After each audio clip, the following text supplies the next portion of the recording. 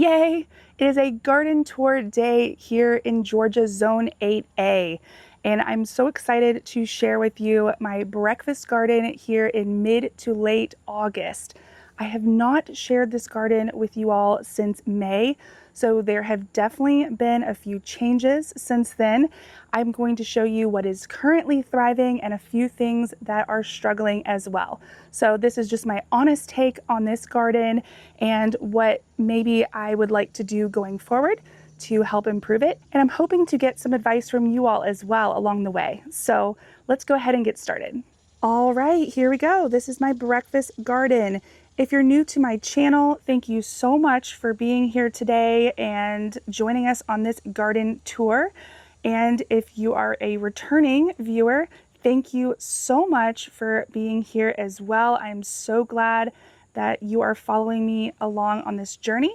And I just want to give you some quick background on this garden space. This is an east-facing garden bed in the Atlanta, Georgia area, Zone 8A. So most of this garden space is going to get sun during the morning hours and some protection from that hot afternoon sun during the afternoon, with the exception of some of my front border plants. So I would say from about here all the way around this edge here would be full sun all the way through the afternoon. So the Dianthus would get full sun.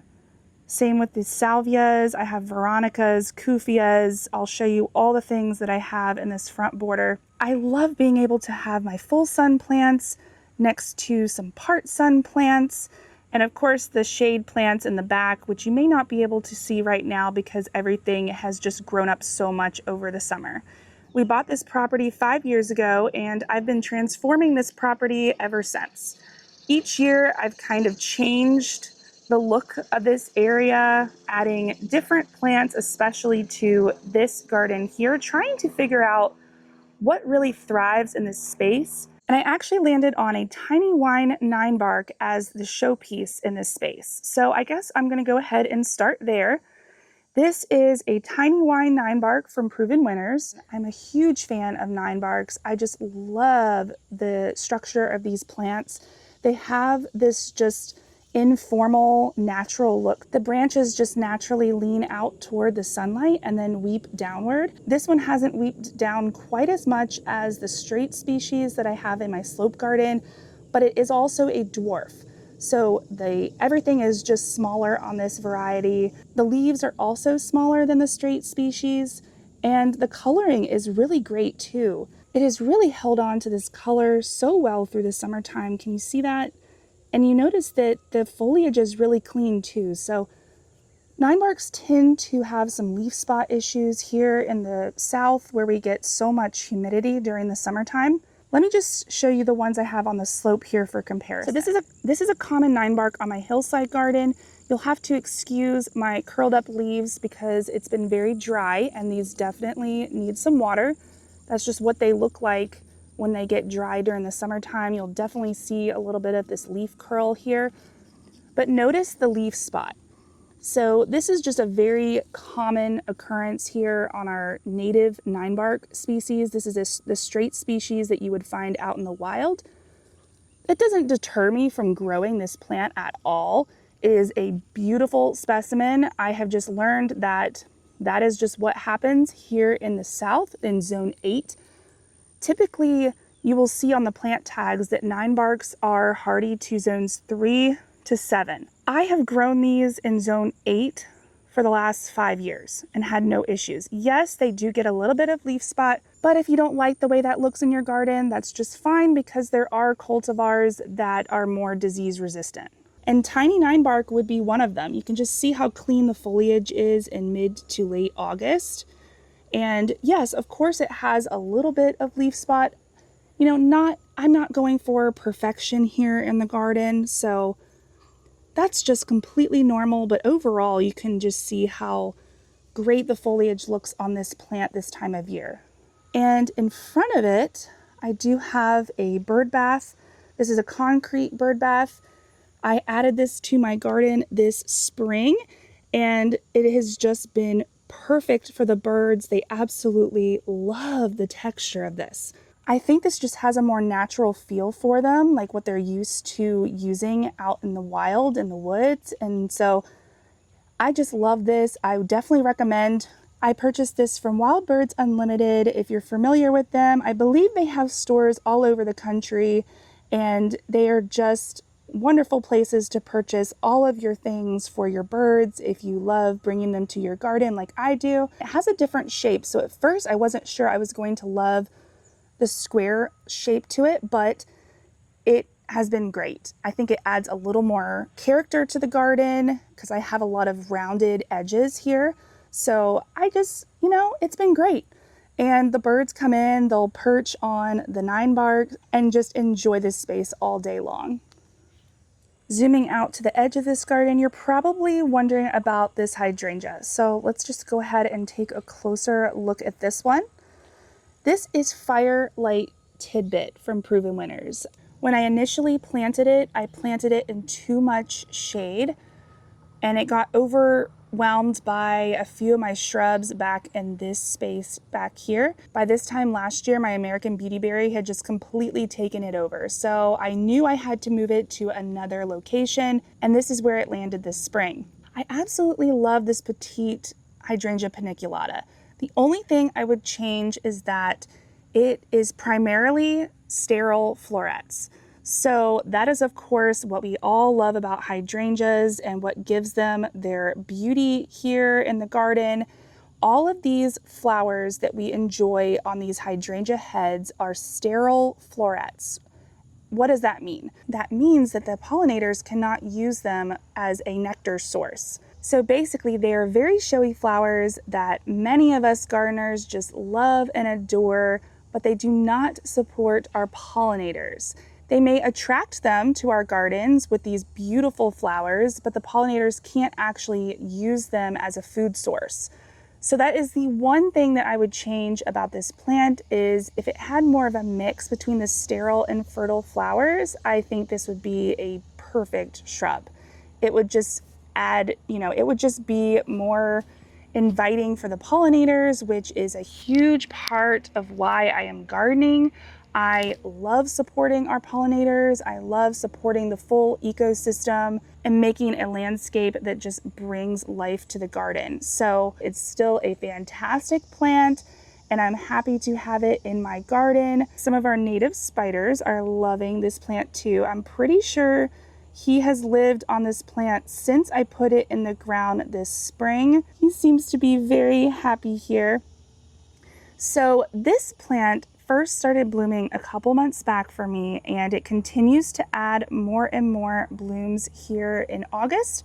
Look how pretty these flowers are. I knock it for not being great for the pollinators, but oh my word, is this just beautiful on the eyes. It is a gorgeous bright white when they first bloom out, and this would make a gorgeous flower arrangement. Beautiful. I love it. And as the flowers age, you'll see how they have a little bit of a green hue to them and even some pinks, which is really a treat here in the South. We don't really get a whole lot of pink color on our hydrangeas. It's just the nighttime temperatures are just too warm. And lately we've actually had a lot of nighttime temperatures in the upper 70s. So it's really not cooling down here at all. So I'm really excited to see how this shrub does going into fall and how much pink color I can get on this one. I'll put the specs on the screen, and I'm so excited to have this in my garden. Again, this is the first season in the ground, so you can just imagine what this is going to look like next year. Beautiful. In front of it, I have planted some, actually, I didn't plant these. These are seedlings. So these are summer jewel salvias. These are annuals here for us in zone 8, and they bloom from spring all the way through frost. And one of the best things about these is that they will seed themselves, and you'll get more of them the following spring. I just love seeing where they pop up every year. And this actually ended up being a perfect spot. They showed up right on the edge of my breakfast garden here. Let me zoom out so you can see the whole picture here. They come in many colors: white, red, light pink, and lavender. And the red one is probably the showiest in the garden. Isn't that beautiful? The hummingbirds just love it. So do the bees. The bees tend to visit these early in the morning, which is just wonderful. I have some white and red ones in my hillside garden that are actually in full bloom, so I can show you, so I can give you a comparison there. Same species, but in my hillside garden, I trimmed these back a couple weeks ago, so they are starting to flush out with all new flowers, which is super exciting. I have a white variety and a red variety here, and they're just gorgeous plants. You can just see how beautiful they are in the garden, and they really do pop from a distance. My lantana to the right, this is also an annual variety, is out of its peak bloom cycle right now. This is a very beautiful plant when it is in full bloom. I do not think I'm going to plant this one again next year, only because for whatever reason, I just don't have that much luck with lantana in my garden, especially the annual varieties. They just don't seem to bloom much for me. They are gorgeous plants when they are in full bloom, but I just can't seem to keep them in bloom. And so I just feel like I'm left looking at this green foliage most of the season. I just think there's something else out there that I can plant that will give me color for longer. And so this one, as beautiful as it is going to be axed for my garden next season. So adding that to the list of plants that I won't be purchasing in the garden center in spring when we're all just oohing and awing over all the flowers and we just grab whatever we see, I definitely will not do that with this one next year. The saucy red salvia is looking fantastic next to it, in bloom here in mid-August. Looking great. I've shown this one several times in the garden, so I won't go too much into this one because I've covered it many times on the channel recently. So if you want to go back and find out more about this one, you can look back at my latest garden tour video. I'll link it up here in the corner. For most of us, it will be an annual in our gardens, and one that you will probably have to add back to your garden each spring. This is a great one for your pollinators, especially the hummingbirds. Look at those great tubular flowers. Perfect for them. This plant is part of their morning routine. They visit it multiple times a day. It is so fun to watch. Behind it, I have a Vigo trellis that I added to my garden this spring to hold a Proven Winners Clematis that I found on clearance at a garden center. It's a purple variety. I can put the variety on the screen for you because I don't remember it right now. But this one has already grown about 4 to 5 feet, and it was growing so fast that I needed a place to put it. And so this is what I decided on. It is about an 8-foot tall rounded trellis, and I think this will work. I think it'll be a good spot for it. This does get a good bit of sun, and the roots of the clematis are shaded by my other plants, which it does appreciate as well.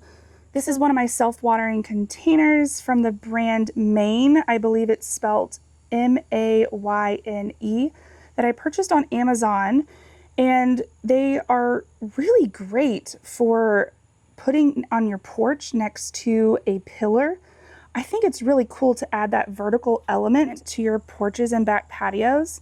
So I love the way that this looks right here. They are self-watering. They come in different colors. When you get one in the mail, you just come down here, and I drilled this hole right here. It was very easy to do. When it gets full, the water will just pour out the side. This is Blue Suede Shoes Salvia from Proven Winners. I recently came in and trimmed this one back, so it doesn't have many blooms on it right now. Did I just break that by accident? Oh, shoot. And I just broke a piece off. No big deal. These are resilient plants. They can handle almost anything. And you can see that's what the blooms look like on this one. It is another hummingbird favorite. Love this one, but they get huge. And the root system on these is enormous. I can tell that these have already filled out the container with roots because they keep drying out on me. These just don't do great in containers for me. They want to be in the ground. They do best in the ground where they can stay evenly moist and just bloom, bloom, bloom all summer long. When they start to dry out, they do start to slow down on the blooming as well. So this one is going to be overwintered for sure, and then planted in my garden next spring. I have a few small containers next to it. This one is not doing very well. This is Lamium, and it's doing awful. It was so beautiful earlier in the season, and now, I mean, it's almost dead. This just looks awful. I need to come in here, figure out what's going on. My guess is it's too dry. Maybe it's too much root competition and it's not getting water. Or maybe it's just too hot. It just looks awful. But of course, my Mexican heather looking fantastic. So I'll turn this around so you can see this beautiful plant right here. Love this plant. It's so pretty and honestly looks even better in the ground. This is one that's really just going to shine when you get it in the ground. Give it those ideal conditions, full sun and not too much moisture, and it does just great here in the south. So let me show you one of these that is truly thriving in my breakfast garden. As I walk around the left side of my hydrangea, you'll see my Cufia looking fantastic here in the garden. Look how pretty this one is. It's kind of tucked back underneath my Ninebark just a little bit. And so it's a little bit taller than the one in the pot. It's getting morning sun right now and it's just thriving. I love the color on this one. This one is really nice as a border plant. If you just want to tuck it in along the edge of a lawn, I think this is really great for that. The bees, of course, love it. You can see I have a little bumble on here this morning. If you really just want that annual in your garden that you don't need to touch all season long, this is probably the one for you. Of course, my garden is nowhere near perfect and I'm always dealing with Bermuda grass trying to make its way up into the edge of my garden beds here. If you garden with Bermuda grass in the south, you know the struggle. Even if you're out in the plains, oh my word, I lived in Oklahoma for 7 years and the Bermuda grass just went nuts out there. It was so happy. It just loved the heat, those 100-degree temperatures in the summertime, and it went crazy. It was honestly way worse than what I've had to deal with here in Georgia. But basically, it just sends out these runners into your flower beds. And even if you use edging, so even if I had a rock border here, I would have to bury it probably 12, 18 inches to ensure that none of this ended up in my beds. Bermuda grass can crawl under sidewalks. I mean, it is basically a noxious weed. It just goes wherever it wants. And so that is what I am dealing with a lot here in my Georgia garden. Let's continue enjoying these flowers and all the beauty that my breakfast garden has to offer. So again, I'm loving the pink flowers on this Cufia and just how upright and bushy it looks here in August. And you see the foliage just looks perfect on it. Such that bright, it's a bright pop of color. And I love the texture too. It just really looks fantastic next to other perennials and annuals in your gardens. In front of the Cufia, I have a drift of Veronica. This is a light blue variety, and I will put the names on the screens because sometimes I just can't remember all of them. But this is one of my favorites. I recently cut it back, so it's in between bloom cycles right now, but you can see there's still a few left for the pollinators. The bees just love these flowers so much.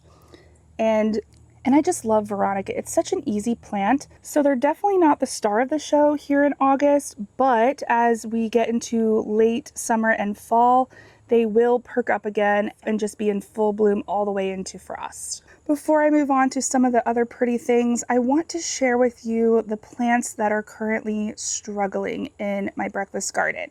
I'm so sad that this is happening right now, but I feel like I need to share this with you, and maybe you all can help me with this too. So I am dealing with a couple things right here. Next to my trellis, I have this butterfly bush, this dwarf butterfly bush from Proven Winners. This one is just a gorgeous plant, but if you can tell, it's not blooming a whole lot. I cut it back a few weeks ago and I thought that it would really perk up with new blooms, but you can see the blooms are very small, smaller than I would normally see on this plant, and it has not bloomed a whole lot this summer. So it also has a little bit of dieback. It's very thin underneath and definitely doesn't look its best. The leaves have also been a bit off colored. You can see that there's been yellowing, and it's just not happy this year. So I'm not really sure what is happening. We did have a pretty significant drought this past year. We went about 8 months with hardly any rain. Then we got a lot of rain at once. So while I thought this was going to be the perfect plant for this place, it may not be. I think it's possible that this is getting not enough sun and too much water. And the reason I'm thinking that is because of the potential for the extra water from the bird bath when we fill that up. And then also I have a Joe Pye weed planted behind it, which is also struggling. And as far as I know, Joe Pye weed likes part shade conditions and moist soil. We see these growing in the woods along the edges of our stream banks here in our neighborhood. That seems to be its natural habitat, so naturally I thought it would love this spot, being in a little bit of afternoon protection from the sun, and then I thought the soil would stay moist too. But it is struggling. I don't even know if I'm going to get flowers this year. I mean, I have a couple of buds, you can see that here, but look at the rest of the plant. I mean, the stems are just dying left and right. I'm so upset about this, you guys. This is one of the best pollinator plants for late summer. I mean, it's just splayed open in the middle. I have no idea what's going on here. If you have experience with Joe Pye weed in your garden, please tell me where it's thriving, because I love Joe Pye weed. I love the flowers and the food it brings for the pollinators, but I have just been struggling to grow this plant in my garden. And I've thought about moving it, but I'm just not sure where to move it to make sure that it stays happy. So please, if you have any tips for me, please leave them in the comments. I definitely want to know what your experience is with Joe Pye weed in your gardens, specifically in clay soil, because that is what we have here in Georgia.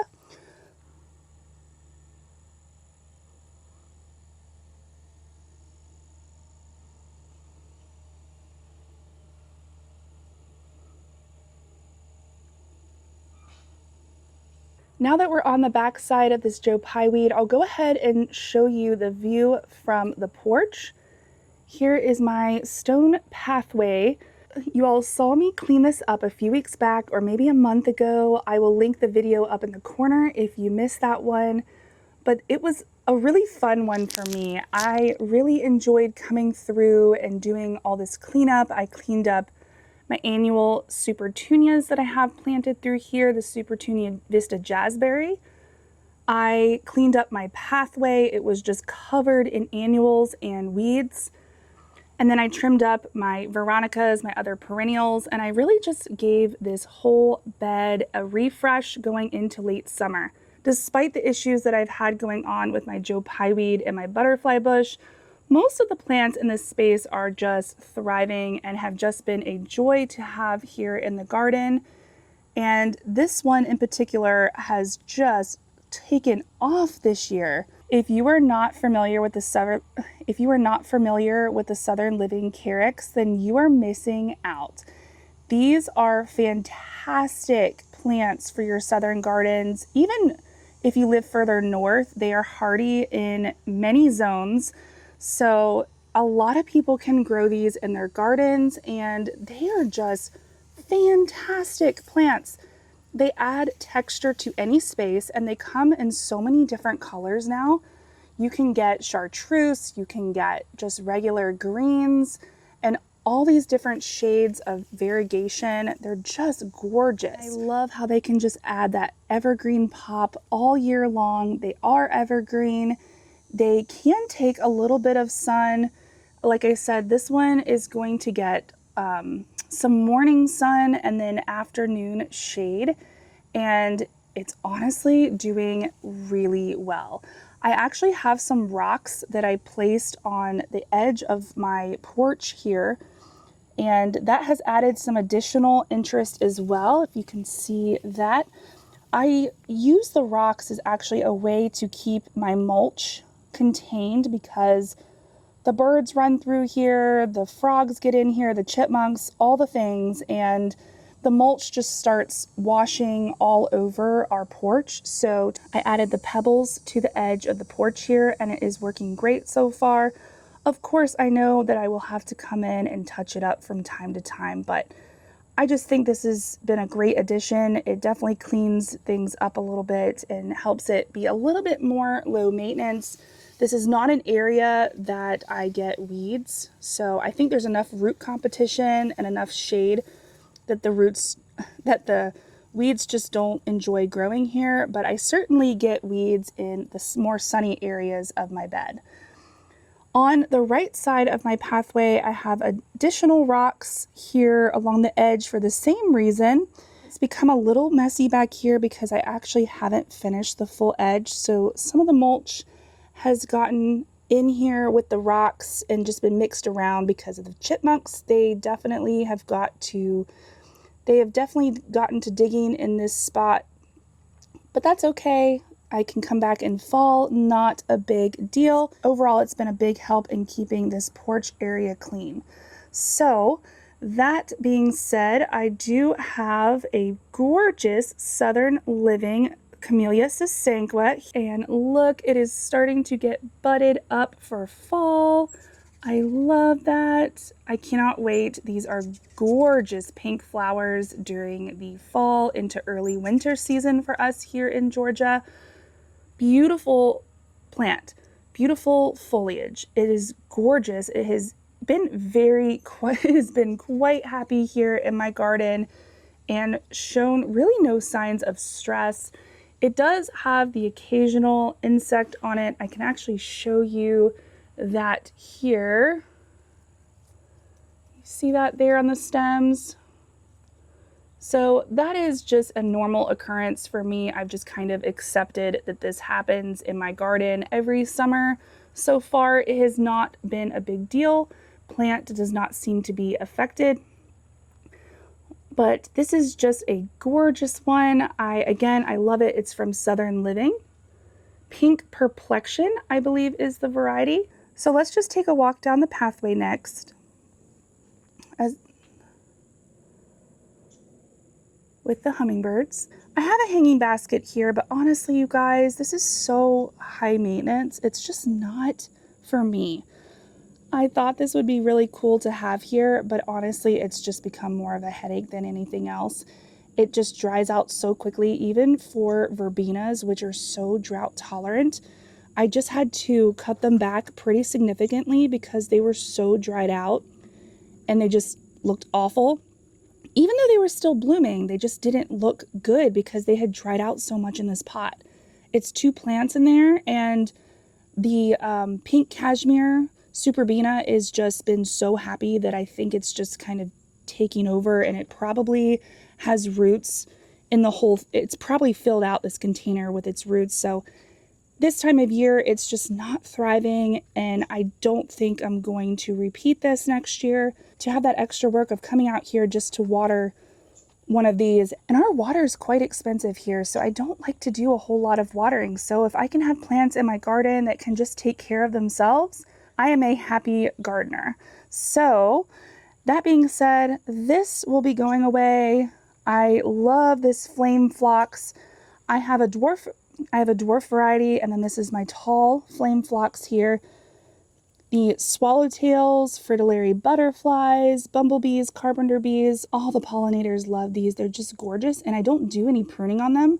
They just keep reblooming. Every time it starts to look like the blooms are spent, they come back with more blooms. So I don't do anything to these. They just grow. I don't fertilize them. I don't water them, and they look fantastic all season long. It's just a great view for my breakfast table too. I look out this window every morning and drink my coffee, eat my breakfast. I get to see all the pollinators on these. The hummingbirds will visit this hummingbird feeder here, and then the salvia right below it. So it's really just a lively place in my garden. This is one of my favorite spots in my garden, to be honest. And as I keep walking forward, I do have a few more things kind of tucked in here.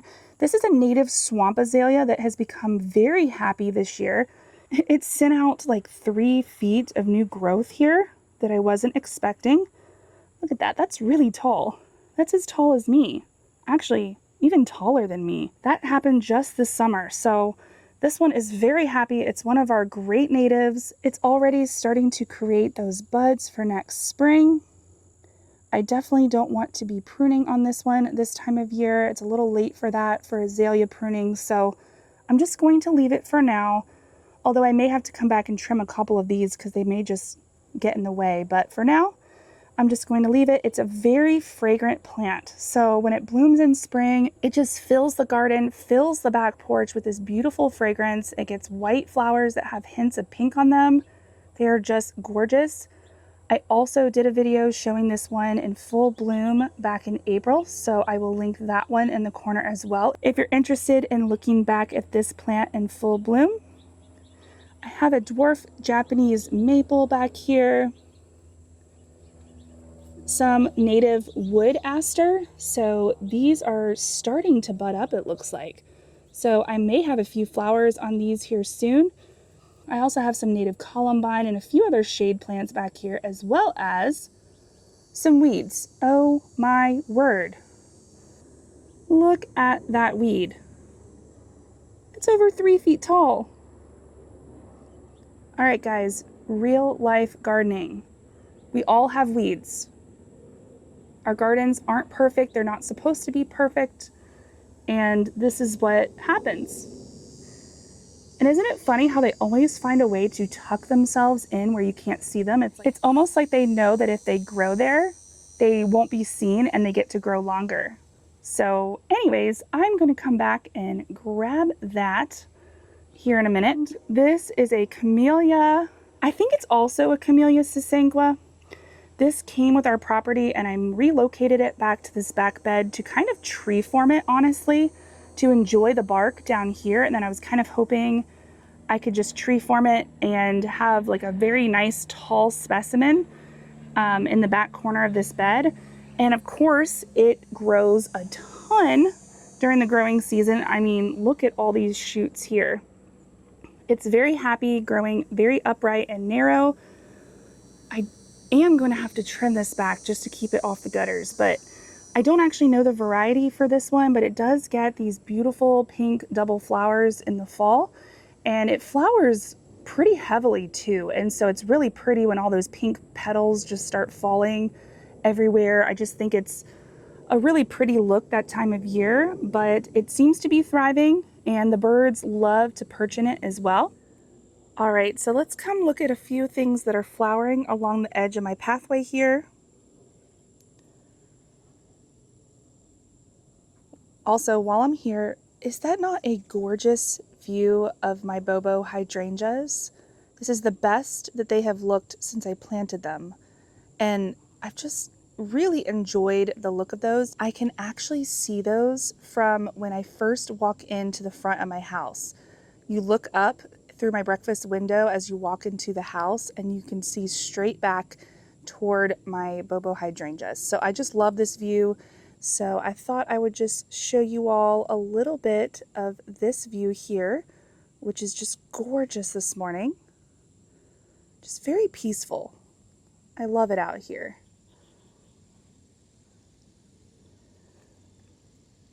Along the edge of my pathway, I have Supertunia, Vista, Jazzberry from Proven Winners. I pruned this back so hard it had no leaves left. It was basically just a few stems, and it is flowering once again. Just a beautiful pop of color for your summer gardens. And it's also back in my pathway a little bit, but that's okay. I mean, I really enjoy this one. It's probably my favorite Supertunia. I think I actually like this one more than Bubblegum. I think it pairs so nicely with other pinks and blues in the garden. Also, whites really help it stand out as well. And speaking of white flowers, I am so excited. I have my first bloom on my tiny quickfire hydrangea. This is also a Proven Winners variety. Proven Winners has some pretty great hydrangeas, and I've been testing out a few of them in recent years. I was especially intrigued by this one because it is such a small cultivar that I can place it in any sunny spot in my small gardens here in Georgia. And it does great for me here. It does great in our southern climates. And I'm looking forward to hopefully seeing some of the fertile flowers on this one as well. So I have little quickfire hydrangea on the other side of my pathway that I'll show you here in a minute. And that one has fertile flower parts for the pollinators. I believe this one is supposed to be a miniature version of little quickfire, so I expect to see some fertile flowers as well as these sterile ones that, again, we love so much as gardeners. And I have not really seen any open up yet. So I'm going to wait a little bit longer and see if this ends up being a mixture of both those fertile and sterile flowers as well. And I will definitely report back on that. I'm back out in the lawn to show you a few more flowers here in the breakfast garden. I have a Salvia greggii here. This is a new variety that I found in my garden center this spring, and I absolutely love the color on this one. It's a deeper red than some of my other salvias, more like a wine red, and I really enjoy this one. It seems to handle the summer heat better than some of my other Salvia greggis. I have seen way more blooms on this one in August this year than any of my other Salvia greggis in the garden. So I'm not sure if that's just an improvement in this particular plant or if it's related to the growing conditions. They are a southwestern US and Mexico native, so they are definitely used to a drier climate. Pollinators love it too. Our hummingbirds definitely visit this one over and over again throughout the day. And I have a pink summer jewel salvia next to it, which is actually a seedling from last year. Don't you love that combination of the pink, white, and red flowers? I think that's so beautiful. And you can also see my Supertunias back behind here as well. So those are also still adding a big pop of color to the garden. If you're curious how I pruned back my Supertunias and some of the other perennials in this bed, I will link that video up in the right-hand corner. So we're back at the front of the border with the Kufias, some of my salvias, and then let's move on to the left side here.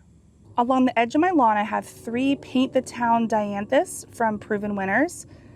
These are looking a little bit on the greener side with less contrast with the lawn this time of year, but during the winter time they have a bluer hue to them, so they really do stand out. I love the texture here. It feels so interesting and it's very dense, so you can't see through it. I think it's such a great ground cover for your sunny gardens and definitely a well-drained location. These do not like wet feet, so just be sure to watch those winter soil conditions with this one. But they get these beautiful pink flowers on them in spring, and they just brighten up the garden. I will show you a little bit of B-roll here of what these looked like in the spring, and you'll see just how beautiful they are, especially if you plant them in mass. If you do that, you can just have a whole strip of color. And I think it's a great one for lining sidewalks. You can just see how well this looks next to the rocks right here. So that contrast with the rock is just beautiful. any time of the year. And of course, it looks great along the edges of your flower beds. So this is really a great one. I would really like to find another place in my garden for more of these. Definitely check them out. Proven Winners has several in this series. You can pick a shade of pink or even a red if you prefer that. And again, they're just great perennials for your southern gardens. I have not shown this on the channel yet, but I do have a Roses Blush Blueberry here in the garden. I have really struggled with this one. I'll be completely honest and transparent with you all. This one has been a struggle for me to grow in my garden. And I'm thinking I may reach out to a friend to ask what I should do because I'm not really sure. It's possible that the soil is not acidic enough. I'm not really sure. I did get a few small berries on this one this year. You can kind of see those right here. But half of the plant has died off and it's not getting any bigger. Again, I've had this in the ground for several years now. It doesn't seem to be thriving, but these are beautiful plants and native to Georgia, so I should be able to grow these here. So I'm going to reach out to a friend and see what I need to do about this one. Maybe it needs to go somewhere else. So I will report back with that. But again, if you look them up online, you'll see just how beautiful they can be. I know Jim Putnam has a couple in his garden up in North Carolina, also zone 8A, and his is big and gorgeous, of course. So definitely one that I want to grow in my garden. It is a great Southeast native, so hopefully I can figure out how to grow that one better. Here is another set of Veronica. I also have some more Dianthus behind it and Phlox. A lot of these are just not in peak season right now, but that's okay. I still have some great textures here. So I have the fine thin leaves of my Dianthus and Phlox next to a bigger leaf on my Hosta and oak leaf Hydrangea. It's very small this year and I'm not sure if it's liking this spot. It may actually be getting too much sun. So that's another one to think about this winter. I have another Proven Winners Hosta over here next to my hose link, and it's just thriving. I mean, of course, every Hosta out there is going to have those tattered leaves this time of year, but I mean, it's still a gorgeous plant, and it actually has some new growth here in the middle. Look at that. That's really exciting. And then my cardinal flower is blooming. I showed this one to you in my last video all about hummingbird plants. This is definitely one of their favorites. I love this plant. Look at those pretty red flowers. They are so vibrant in your gardens. They actually make a couple other different varieties. They have a couple different cultivars. They have many cultivars. They have a few other kinds out there now. There's a few other colors out there, but this one is the straight species and you really can't beat it. It's done really well this year. Its roots are shaded by my Hosta, which it definitely appreciates. Cardinal flowers love moist soil conditions and it is really doing well. Again, this is a seedling. I did not plant this one. The original actually died a couple years back and I was so upset. Thought maybe I can't grow cardinal flowers in my garden.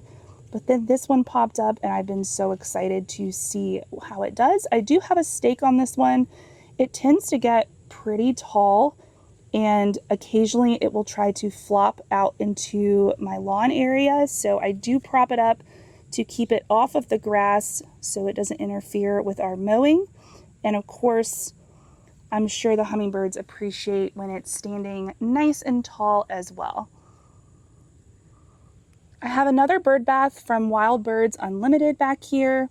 They love, I think, that it's low to the ground and they can kind of sneak in here, especially during the winter months and early spring. In the late winter and early spring, I can look out my breakfast window when I'm having my breakfast and see the birds taking their baths in the morning. It's so fun. I've had so many species do that. I get the warblers, ruby crown kinglets, chickadees, titmice, nuthatch, brown thrashers, mockingbirds, of course. So many birds use the bird bath. They are definitely going to look for a water source when you're having drought conditions, which we definitely had over this past winter and spring, and they use it daily. This again is one of my dwarf oak leaf hydrangeas, and it's doing fantastic here. I just love it. And I also have a beautyberry seedling here that I was supposed to move a month or two ago, and I haven't. So it's getting a little too big here. It's probably going to have a big root system at this point, so it's not going to be fun to move, but I do need to dig this up here soon. The American beautyberries will seed themselves here, and I did not experience that when I lived in Oklahoma. What was so interesting about growing American beautyberry in Oklahoma was that it would just die back to the ground every winter. The winters were so cold that they would just die completely to the ground and then sprout back up from the ground each spring. Here in the South, our winters are not nearly as cold and they do not die back to the ground. They are definitely happy plants here in part shade conditions and wetter soils. And this one in particular has seeded itself at least a few times in my garden. So I do have to be mindful of that, but I do just love this one for the pollinators and the birds. So the birds are going to come here in the fall and take every single one of these berries. You can see them forming now. They are a light green color. Then as they age, they will eventually become a gorgeous magenta that the birds will enjoy through fall into winter.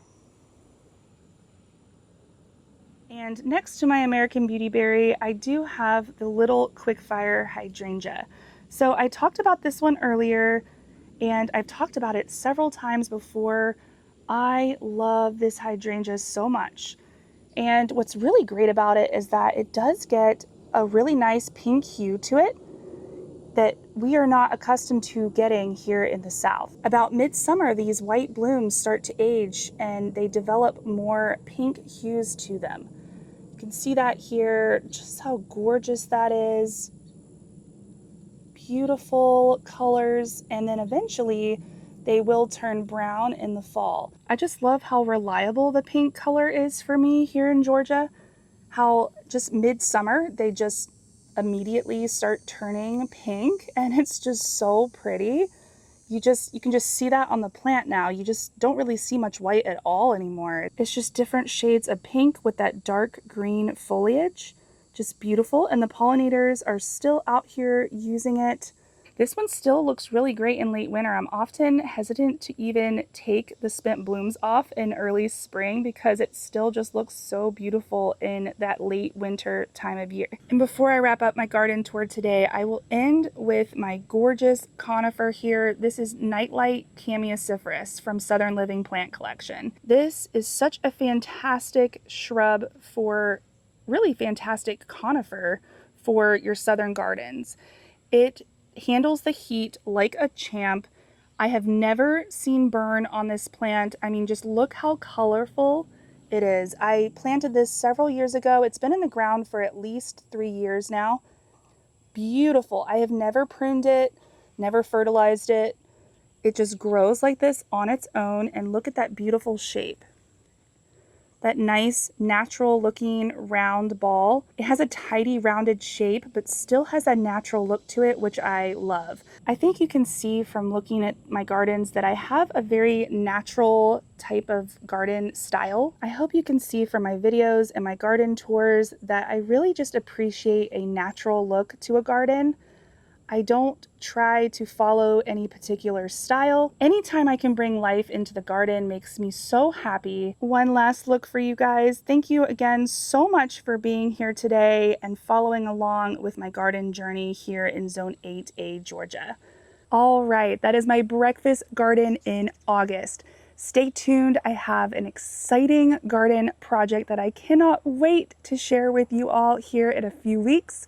And I am just so excited about fall. Are you all dreaming about fall? I am. I am so over this heat and humidity too. So thank you so much for watching. If you're new here and you loved this video, don't forget to like and subscribe, and I will see you in the next one. Bye guys.